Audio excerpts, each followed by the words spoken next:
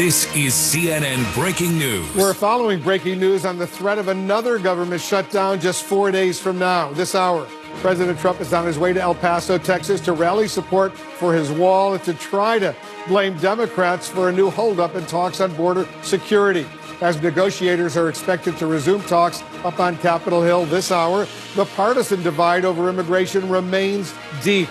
It will be on full display tonight as Democrats protest the president in Texas with a counter rally called Stop the Wall, Stop the Lies. I'll get reaction from Senator Bob Menendez, the top Democrat on the Foreign Relations Committee. And our correspondents and analysts are also standing by. First, let's go to our chief White House correspondent, Jim Acosta. Jim, we heard from the president just before he left the White House for Texas. That's right, Wolf. President Trump is starting to dig in his heels all over again as the deadline approaches for another government shutdown. The president is on his way to El Paso, Texas at this hour to pitch his border wall one more time. But there is one other sticking point in the shutdown talks that also goes to the heart of the immigration debate. The president, by the way, is not vowing to own the shutdown this time around. When asked a short while ago whether there will be a shutdown, he said that's up to the Democrats. But this time around, the president wants more than just a wall.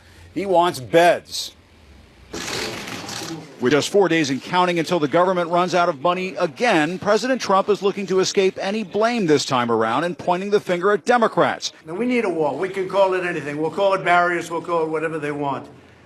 But now it turns out not only don't they want to give us the money for the wall, they don't want to give us the space to detain murderers, criminals, drug dealers. Acting Chief of Staff Mick Mulvaney warns a shutdown could happen again. You cannot take a shutdown off the table, and you cannot take 5.7 off the table. But if you end up someplace in the middle, then what you'll probably see is the president say, okay, and then I'll go find the money someplace else. But now there is a new wrinkle. Not only is the president demanding more money for his wall as part of a deal to avert a shutdown, Democrats want something too, a cap on the number of detention beds used by ICE to keep undocumented immigrants in custody. The Democrats want them to go into our country. That's why they don't want to give us what we call the beds. It's much more complicated than beds. I was just at the border this past weekend, and the whole situation with those facilities is that they weren't meant to detain families. Whole entire families now are being detained at the border facilities, and it's an untenable situation. The president is off to El Paso, Texas to whip up support for his wall, but he'll have company as potential Democratic contender in 2020. Beto O'Rourke is planning a rival event just down the street from Mr. Trump. Not too far from the Coliseum, where we're going to present a powerful, positive message for the country about who we are on the U.S.-Mexico borders. The president has been taking jabs at potential rivals in 2020, mocking Minnesota Senator Amy Klobuchar's snowy announcement over the weekend, tweeting she was talking proudly of fighting global warming while standing in a virtual blizzard of snow, ice, and freezing temperatures. Bad timing. By the end of her speech, she looked like a snowman. Woman. Klobuchar said the president doesn't know the difference between weather and climate issues. I'd like to see, when he called me a snow woman, I'd like to see how his hair would fare in a blizzard. The president is also trolling Massachusetts Senator Elizabeth Warren and her past claims about her heritage, tweeting, "Will she run as our first Native American presidential candidate? See you on the campaign trail, Liz." Mr. Trump capitalized the word trail, which appeared to be in reference to the deaths of Native Americans on the Trail of Tears. The president's son, Don Jr., was loving it, calling it savage. Warren didn't wait long to fire back. You know, here's what bothers me. By the time we get to 2020, Donald Trump may not even be president.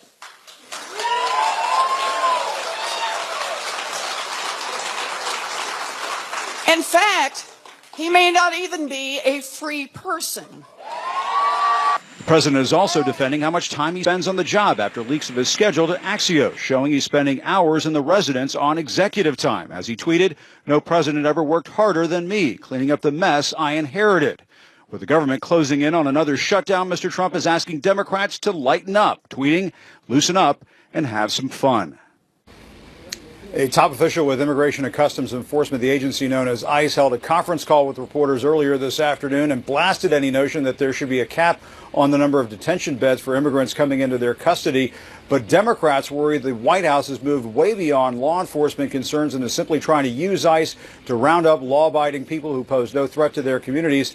And hammering this point earlier today was the California Democratic Governor Gavin Newsom. He is pulling hundreds of his state's National Guard troops from the border, accusing the president of trying to manufacture a crisis. Wolf, there are 4 days and counting until this government shutdown, but it's starting to feel like here they go again.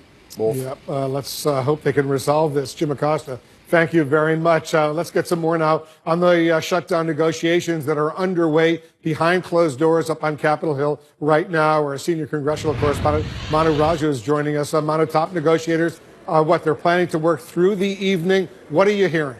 Yeah, actually, a more optimistic note, Wolf, than yesterday when negotiators were concerned that negotiations had essentially stalled. I talked to the top Senate Republican who's working to try to cut a deal, Richard Shelby, just moments ago, and he told me that negotiations have reopened, and he feels more positive than he did yesterday simply because they are talking. Of course, they broke down on Friday night after our Senate Republicans rejected that Democratic offer to limit the number of detention beds of individuals held in ICE custody on American soil. Now, after that, the Republicans rejected that. There were really no talks up until this afternoon when the top four negotiators met for about 90 minutes behind closed doors. And afterwards, not just the Republicans, but Democrats sounded potentially more hopeful about getting a deal, including Patrick Leahy, who's the top Democrat appropriator. He said that he's hopeful they could try to finish tonight. And, of course, time is of the essence. If they do cut a deal, they got to move it still through both chambers of Congress, get enough votes, of course, get that presidential signature. So a lot of hoops they need to jump through. But at least, according to both sides, they're talking about seeing if they can get a deal. We'll see if they're able to do that tonight. We expect more talks to happen this hour. Wolf, we'll see if any more developments happen. But at the moment, a little bit more optimism than yesterday. Wolf. Well, that's good to hear that. But if there's not a deal reached by Friday, Manu, is there a backup plan to avoid a government shutdown and prevent 800,000 federal workers and their families from suffering, as we all remember what happened during the 35 days of the first shutdown?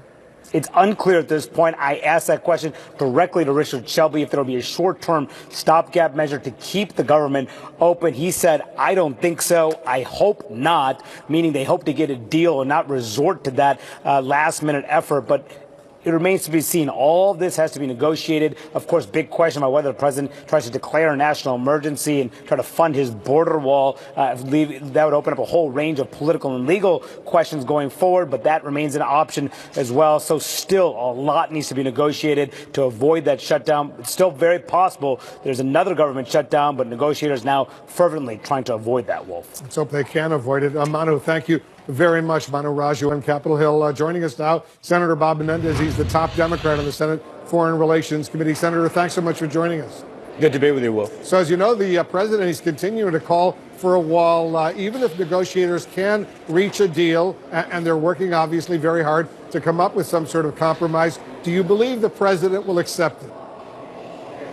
Well, it'll be either he'll accept a bipartisan compromise, the second one that has come about. We had one in December, or it'll be at his doorstep to, if he rejects it, we will be in the midst of another government shutdown simply because he is recalcitrant here. So, I mean, you know, I hope we all don't forget that the president's insistence here is about billions of dollars towards what is an even bigger figure, $25 billion ultimately, to build a wall that he wants to build, and ultimately something that he said Mexico would pay, and Mexico's made it very clear they never will. So it is the president's insistence, if he cannot accept a bipartisan compromise, which I believe can in fact ultimately take place, then he will be responsible for doing damage to the American economy, to the American people, and to all of those federal workers and federal contractors. There's a sensitive issue involving beds. Going into the negotiations, as you know, Democrats wanted about 35,000 ICE detention beds. And then on Friday, they proposed a cap of less than half that number. Why did Democrats take a stand on that issue when talks seem to be going so well? Well, Wolf, in a negotiation is exactly that, a negotiation. All we've heard is what the administration wants. The problem here is that ICE is out of control. They're already 8,000 beds daily over their existing budget. They want the Congress to bail them out for violating the budget that already exists.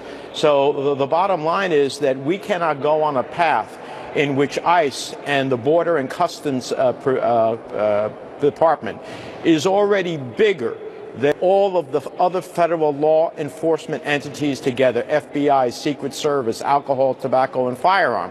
And that's because the president has decided to criminalize everybody who is an undocumented immigrant, even when he uses them at his luxurious country clubs and properties to make profit. The deputy director of ICE says a cap on beds, in his words, would be, quote, extremely damaging to the public safety of this country. How do you respond?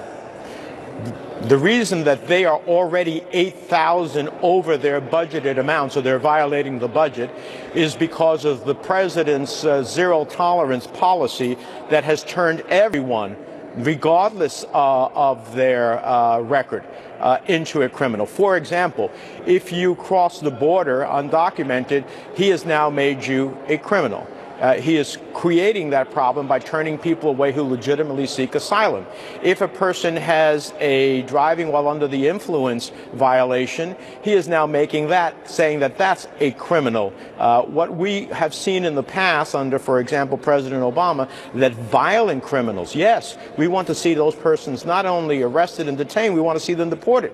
But at the end of the day, because he tears children away from their mothers and puts them all in detention facilities, he has an over demand as a result of his policy. So it's his policy that's driving this. No one who is a real criminal at the end of the day, anyone is going to advocate for them to be let go. No, they need to be detained, they need to be arrested, and they need to be deported. But that's different than what we're talking about and what's driving this demand for beds. It's his demand to take everybody. Look, I had a grandfather from New Jersey who's been here over 20 years, works hard, never had a criminal record. They wanted to deport him. They wanted to detain him. That's not the essence of brothers and sisters, mothers and fathers who otherwise have been law-abiding in every other respect. He wants to incarcerate them as well as he seeks to deport them. It's far different than criminal aliens. But if the government does wind up shutting down once again, will Democrats share the blame if they insist on this issue of a limit on beds? Wolf, a negotiation is exactly that. It's not a limit on bed. It's that ICE cannot have an unlimited budget. It's beyond the question of beds. It's a question of, can ICE continue to overexpend and expect the Congress to bail it out because of a policy that the president is directing that doesn't go to the essence of our national security? So at the end of the day, there was a bipartisan agreement unanimously passed in the Senate on December 18th of last year. The president rejected it. There hopefully will be a bipartisan agreement. If the president cannot accept bipartisan agreement, then it is fully on his lap and in his responsibility. And so I hope he accepts a bipartisan agreement that I think can come forward and that ultimately will be fair and balanced at the end of the day. They're working really hard on it right now. Let's hope these the bicameral, bipartisan negotiators can come up with a deal. Senator, I want to turn to the Russia investigation right now. The House Intelligence Committee Chairman Adam Schiff says he's concerned that the special counsel Robert Mueller might not be pursuing the question of money laundering as far as the president is concerned hard enough. Why are we just now hearing this criticism of Mueller? What do you suspect is going on? Well, I think there's a concern. You know, Deutsche Bank, which is the financial entity involved here, when everybody else was not willing to lend to the Trump organization, lent them hundreds of millions of dollars. In 2017, Deutsche Bank was fined by both the United States and the United Kingdom for significant violations of Russian money laundering. So you have to wonder whether or not the fact that President Trump said, if you go into that, you're crossing a red line, that somehow the special counsel was prohibited in some way from pursuing that. it needs to be understood whether Deutsche Bank, that was doing Russian money laundering and seems to be one of the few financial institutions in the United States that wanted to give Trump money, was doing so for reasons outside of its financial determinations. So we need to know whether the president is being responsive to his interests and whatever interests overshadow him, or whether he's being responsive to the interests of the American people, particularly in foreign policy. Schiff says the House Intelligence Committee will investigate that. Let me get your thoughts on the Trump administration's failure to meet Friday's deadline to provide Congress and the American public, for that matter, a full report on the death of the Washington Post columnist Jamal Khashoggi, and what role the Saudi Crown Prince may have played in his murder. You're now preparing new legislation, I understand, with Republican Senator Lindsey Graham in response to that failure to meet that deadline. What will that bill look like? Well, first of all, Wolf, the president didn't have a choice here. The law is clear. I helped write that law. And in fact, the then Republican chairman of the Foreign Relations Committee, Bob Corker, and myself as the ranking Democrat, invoked the provision of the law to demand for the president to make a determination. It's not discretionary for the president to decide whether he wants to make that determination. So he's violating the law, number one. And we are looking at ways in which to force that determination to be made pursuant to the law. The legislation that we have co-sponsored, and there are several Republicans with us, Lindsey Graham is the lead on it, but there are several Republicans with us as well.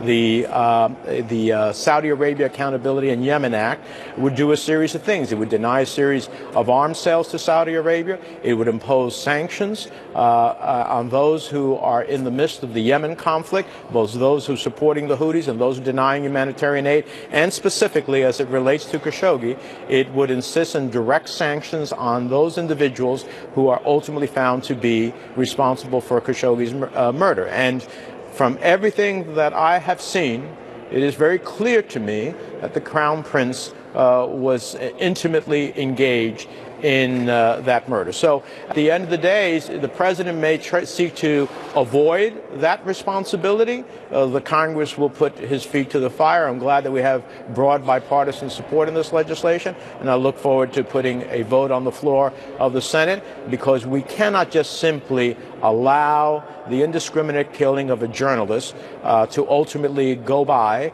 without consequences at the end of the day. Senator Menendez, thanks so much for joining us.